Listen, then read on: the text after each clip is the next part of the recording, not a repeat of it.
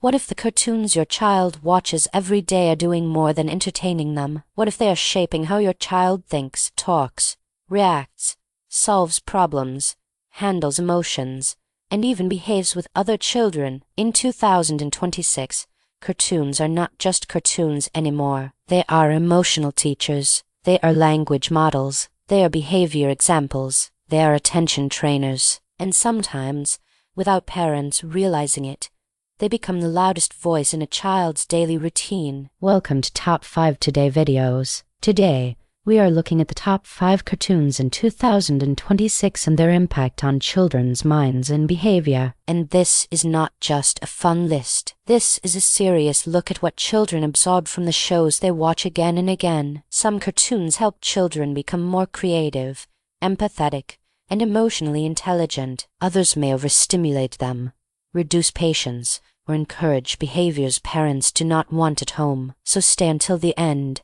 because number 1 may surprise you. It is not only one of the most popular cartoons in the world, but also one of the most powerful shows for emotional development. And before we start, subscribe to Top 5 Today videos if you want smart, useful, and entertaining top 5 videos about culture, psychology, family, trends, and the world around us. Let's begin. Number 5. SpongeBob SquarePants. SpongeBob is one of the most recognizable cartoon characters in the world. Even in 2026, children still know the laugh, the voice, the pineapple under the sea, and the crazy world of Bikini Bottom. SpongeBob is loud, fast, strange, funny, and full of exaggerated situations. For many children, that is exactly why it works. It breaks normal reality. A simple job at a restaurant becomes an adventure. A small mistake becomes a disaster. A normal conversation becomes a joke. And for a child's imagination,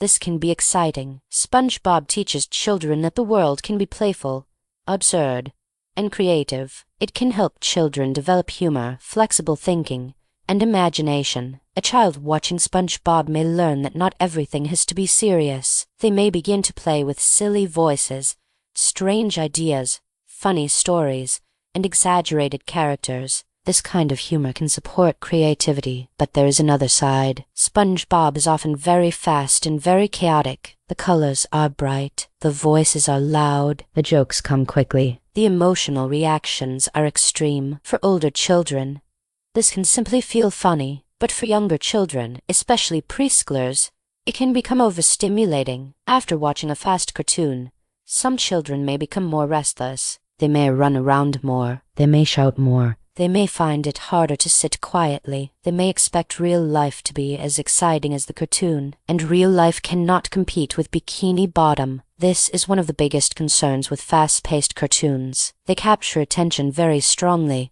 but they do not always help children build calm, patient attention. There is a difference between a cartoon grabbing a child's attention and a child learning how to control their own attention. That difference matters. SpongeBob can also influence behavior through imitation. SpongeBob is impulsive. Patrick is silly and often careless. Squidward is irritated and sarcastic. Mr. Krabs is obsessed with money. These characters are funny because they are exaggerated. But young children may not always understand exaggeration. They may copy the tone, the attitude, or the impulsive behavior without understanding the joke. This does not mean SpongeBob is bad. It means SpongeBob needs context. Parents can turn it into a discussion. Ask simple questions. Was SpongeBob being helpful or annoying? Why was Squidward upset? Was Patrick making a good decision? What could they have done differently? When parents ask these questions, cartoons stop being passive entertainment and become small lessons. So the impact of SpongeBob is mixed. It can support humor, imagination, and flexible thinking, but it can also overstimulate younger children and encourage chaotic imitation if watched too much. Best use: short sessions. Older children, not before bedtime, and not as background noise for hours. If you are enjoying this kind of deeper look at children's entertainment, subscribe to Top 5 Today videos. We do not just list what is popular, we explain why it matters. Number 4. CoComelon. CoComelon is one of the biggest preschool shows of the last years,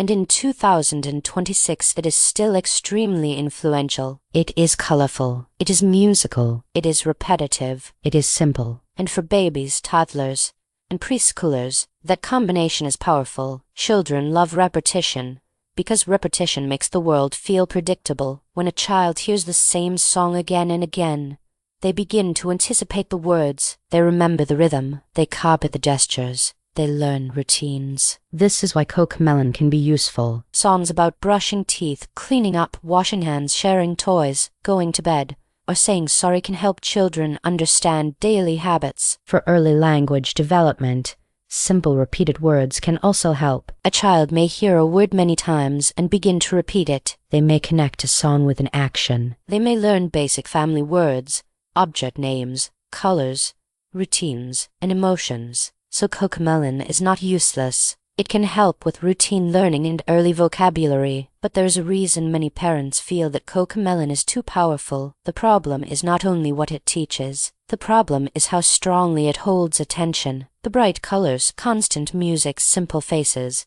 repetitive rhythm, and fast rewards can make children extremely attached to it. Some children watch calmly, but others become upset when it stops. They cry. They demand more. They refuse to transition to normal play. They seem almost unable to move from the screen back to real life. That is the real concern. A cartoon should not become the only way a child can calm down. If a child always needs CoComelon to eat, to stop crying, to sit still, or to stay quiet, then the cartoon has become an emotional regulator, and that can be a problem. Children need to learn how to calm down with people, routines, body movement, conversation, and play. A screen can help in small moments, but it should not replace emotional development. Another issue is attention. CoComelon captures attention for the child, but healthy development also requires the child to practice directing attention by themselves. Stacking blocks, drawing, looking at a book, pretend play, waiting, listening, trying again after failure. These slower activities build deeper skills.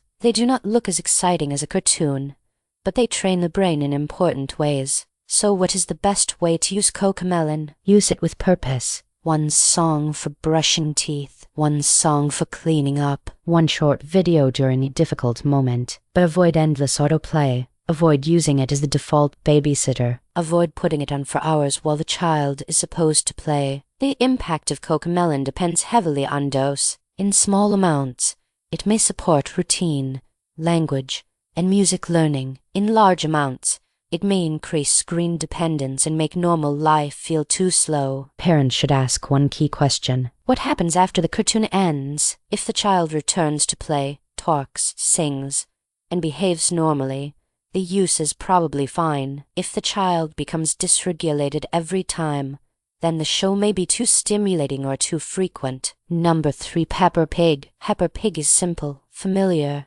and easy for children to understand. Unlike many cartoons that involve superheroes, fantasy worlds, or big missions, Peppa Pig is mostly about everyday life. Family, friends, school, grandparents, muddy puddles, birthdays, small conflicts, simple emotions. This is one reason children connect with it. Peppa's world looks close to their world. Children can recognize the situations. They understand what it means to visit grandparents. They understand wanting to play. They understand sibling arguments. They understand being proud, jealous, excited, or disappointed. This makes Peppa Pig useful for social and emotional learning. Children see normal emotions in normal situations. They see that people can disagree and still be family. They see that small problems can be solved. They see that embarrassment, frustration, and jealousy are part of life. This can help children feel that their own emotions are normal. Peppa Pig also has a slower pace than many modern cartoons. That can be helpful. A slower cartoon gives the child more time to process what is happening. The stories are simple. The sentences are short. The emotional situations are clear. For language learning, this can be useful. Children may pick up basic words,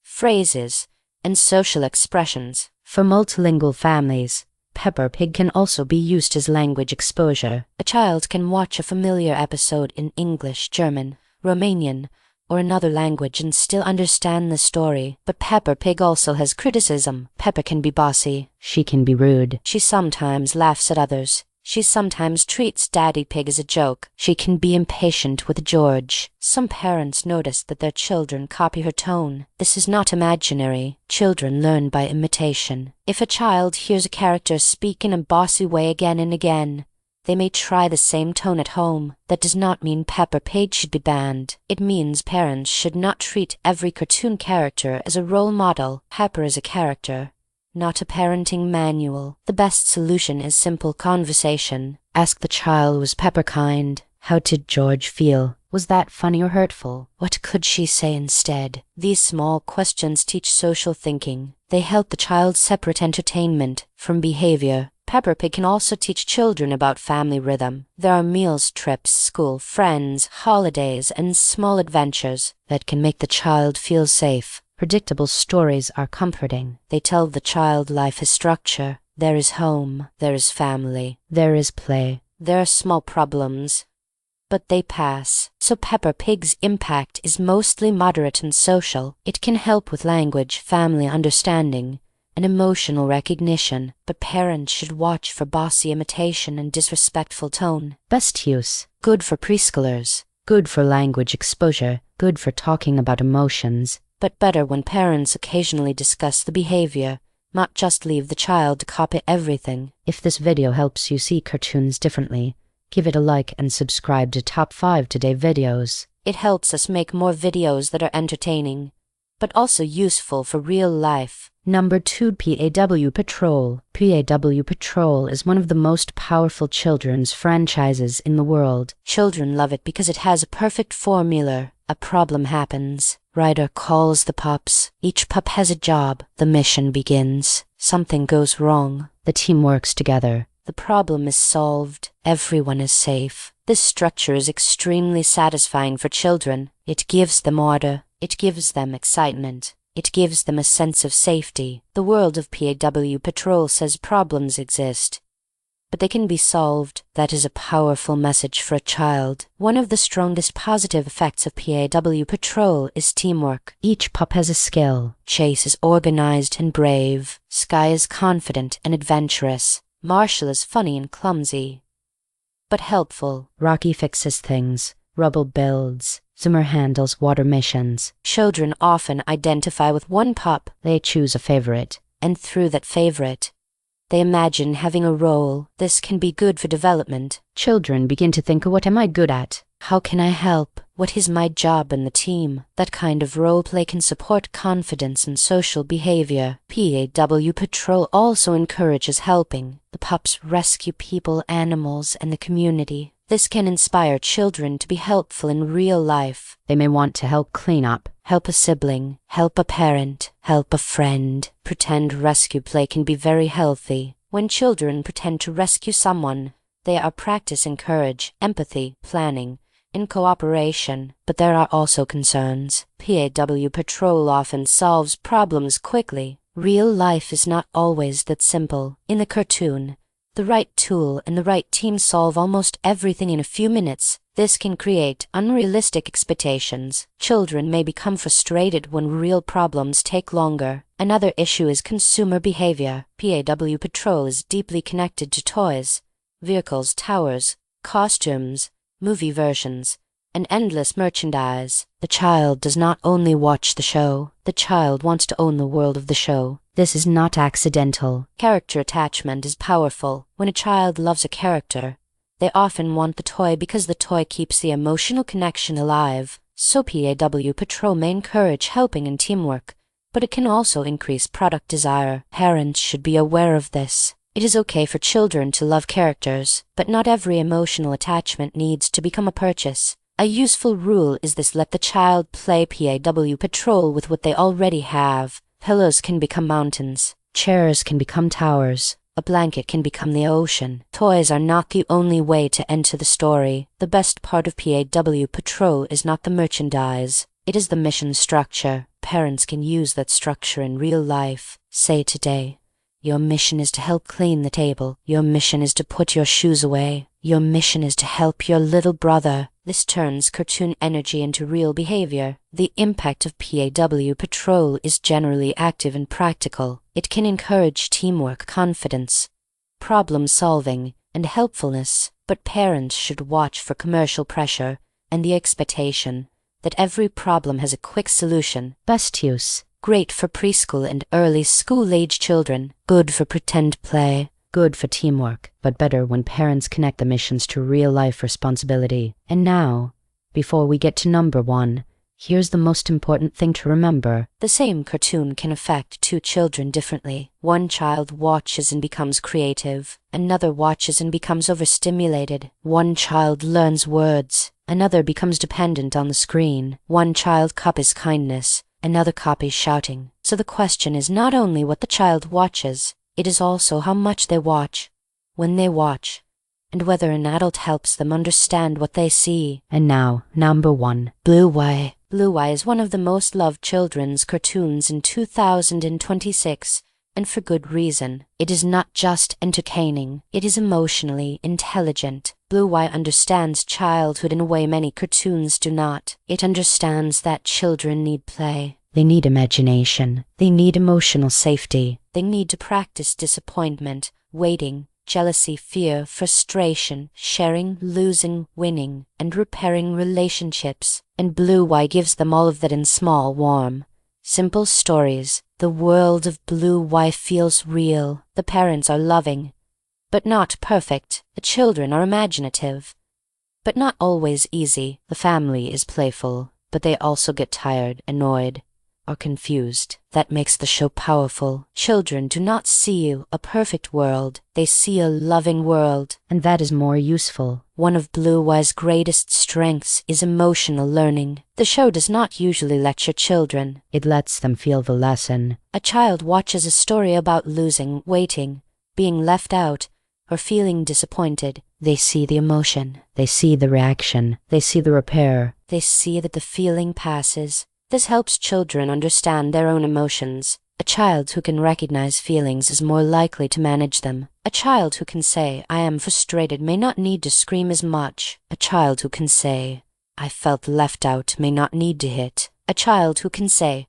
"I want to turn," may be able to negotiate. Blue-Eye helps build that emotional vocabulary. Another major impact is on imagination. Blue-Eye treats play as important, not as a waste of time, not as background noise, but as the center of childhood. The games in Blue-Eye are creative, symbolic, and emotional. Children watching Blue-Eye often want to play after the episode ends. That is very different from cartoons that only make children want another episode. A good cartoon should not trap the child on the couch. It should send the child back into life with new ideas. Blue-Eye often does that. It gives children games to try. It gives parents ideas for connection. It reminds adults that 5 minutes of real play can matter deeply. This is one reason Blue-Eye is powerful not only for children, but for parents. Many parents watch Blue-Eye and feel something. They remember that parenting is not only rules, meals, school, and bedtime. It is also connection. It is also listening. It is also entering the child's world for a few minutes. That can change the emotional atmosphere of a home. And the emotional atmosphere of a home shapes a child more than any cartoon. Of course,